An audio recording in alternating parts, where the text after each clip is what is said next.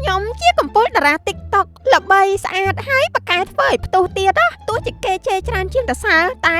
កុំតែខ្វល់សំខាន់អាយុច្រើនចាដាឯងមានហាងម្ហូបអញ្ចឹងជួលខ្ញុំឲ្យជួយផ្សាយដែរអត់ខ្ញុំយកមកខែ60ពេលកតេល5ស្លឹកទឹក10ធុងមុង2ក្បាលលៀហាល3កំប៉ុងលុយបាញ់ចូលកុង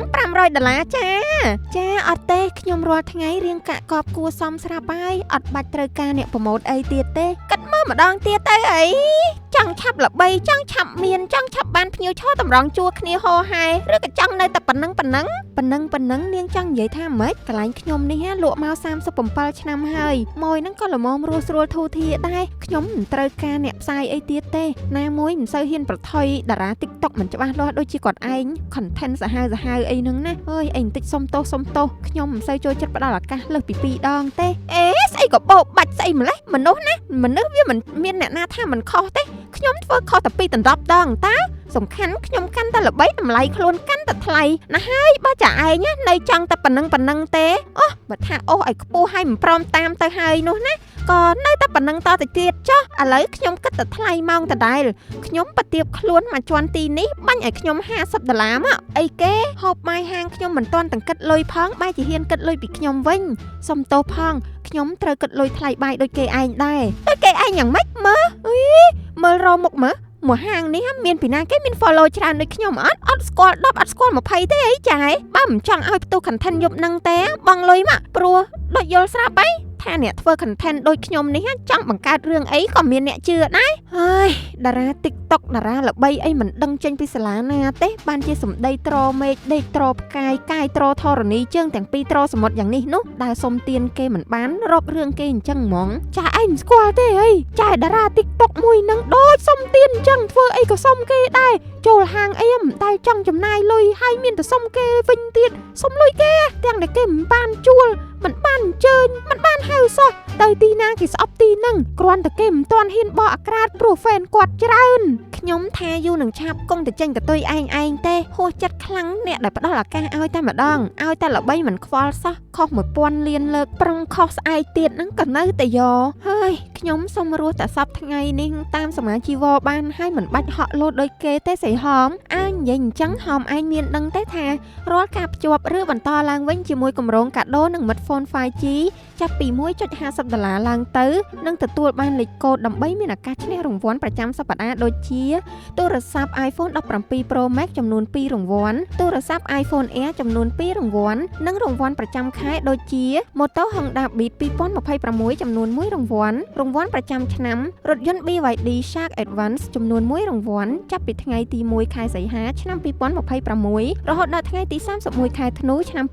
2026ពិសេសនោះគឺលេខកូដមួយអាចចូលរួមការចាប់រង្វាន់ប្រចាំសប្តាហ៍មួយដងប្រចាំខែមួយដងនិងប្រចាំឆ្នាំមួយដងដើម្បីឆែកលេខកូដសូមចុចផ្កាយ1523ផ្កាយ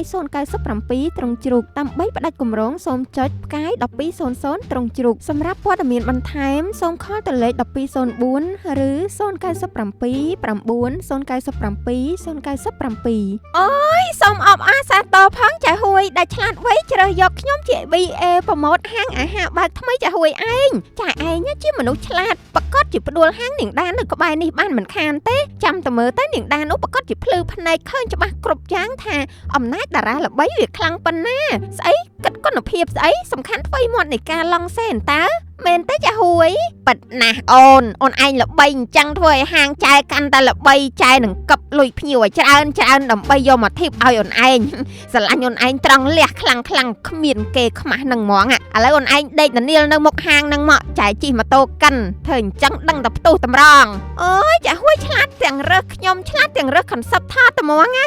ធ្វើកិនខ្ញុំឲ្យចេញពវៀនកែបទៅដឹងតែផ្ទុះឲ្យចែហួយត្រៀមថែមតុកថែមកៅអីទៅចាំមើលហាងនាងដាចំណែនងាប់ហើយណែនាងហមជួយអរគេផងអើយហាងគេបើកថ្មីចិត្តនេះឃើញភ្ញៀវមកតម្រង់ជួចាំទិញហោហែឡើងបិទផ្លូវអស់27ខ្សែបែបល្បីខ្លាំងរបស់គេមែនហើយមើលទៅខ្ញុំមានតែជួយអគិតទៅជួយអមិនខ្លាចគេផ្ដួលហាងខ្លួនឯងទេអីចាដាណែឮថាស្រីហួយម្ចាស់ហាងហ្នឹងបកប្រម៉ូទហាងគេណាហើយបន្ថយបរិមាណរសជាតិអាហារជាងមុនព្រោះយកលុយហ្នឹង ទៅបំបុកផ្សាយហើយឮថាកហួយហ្នឹងទៅលក់ផ្ទះសម្បែងនៅស្រុកយកលុយមកធ្វើតុនជួលតារាល្បីបន្ថែមទៀតយកមកផ្សាយដើម្បីកាន់តែអូសទាញអតិថិជនពីគ្រប់ស្រុកភូមិហាងគេហ្នឹងមកជុំគ្នាតែម្ដងចែដាឯងអត់មានព្រឺអីសោះមែនហាងខ្ញុំខុសពីគាត់ហាងខ្ញុំគិតធំលើគុណភាពហាងគេនោះគិតតែធ្វើមិនឲ្យល្បីតែมันមានព្រឺអីទេព្រោះរាល់ថ្ងៃនេះម៉ួយចាស់នៅតែមកទិញធម្មតាអ្នកដែលទៅទិញហាងនាងហួយនោះមិនមែនម៉ួយខ្ញុំផងខ្លះទៅភ្លក់តែម្ដងហើយក៏រៀងចាលអញ្ចឹងខ្ញុំយកគុណភាពវិញរស់ស្រួលបានយូរជាងចាហួយហាងចាឯងមានភ្ញៀវច្រើនរាល់ថ្ងៃដោយសារតែខ្ញុំជាអ្នកជួយផ្សព្វផ្សាយទាំងស្រុងតាមតែចាឯងណាឲ្យគេស៊ីតេក៏គេមិនស៊ីផងគឺដោយសារតែខ្ញុំល្បីតាហើយដូចដឹងហីតម្រាំតែខ្ញុំល្បីនេះខ្ញុំធ្វើឈួតធ្វើជាធ្វើថោកធ្វើទៀបគ្រប់យ៉ាងអញ្ចឹងហើយលុយចំណេញពីហាងនេះទាំងប្រមាណខ្ញុំយក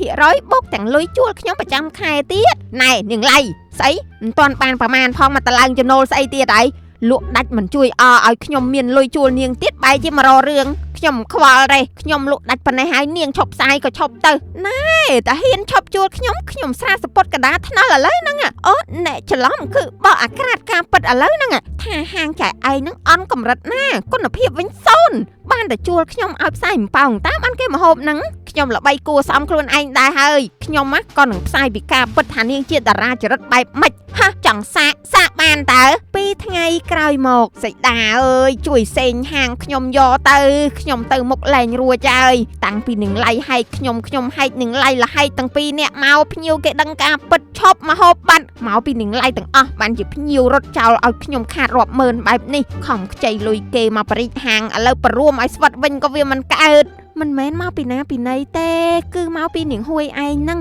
បើកហាងមិនខ្វល់ពីគុណភាពទេខ្វល់តែពីការផ្សព្វផ្សាយបំប៉ោងជ្រុលជួលមនុស្សផ្សាយក៏មិនមើលចរិតមើលប្រវត្តិអាជីវកម្មភ្លើងចម្បើងឆេះតែមកវឹងរលត់ឈឹងអស់អញ្ចឹងតែហ្មងតាមើលខ្ញុំមើលហាងខ្ញុំផ្ដោតលើគុណភាពទោះជាមិនមានតារាឡៃផ្សាយក៏នៅតែមួយដល់ស្មោះត្រង់ខ្ញុំមិនរត់ចោលអញ្ចឹងអាហួយឯងសមនឹងអញ្ចឹងហើយមនុស្សបានគេចោមរុំតែពេលល្បីទេបើរបស់អត់គុណភាពអញ្ចឹងតែពេលមានរឿងធ្វើខុសអីមួយគ្មានពីណាមកគាំទ្រអ្នកទេជម្រាបលាគុណភាពល្អបវរជាងប្រជាប្រិយល្អទោះមិនល្បីក៏គង់ល្បីឯង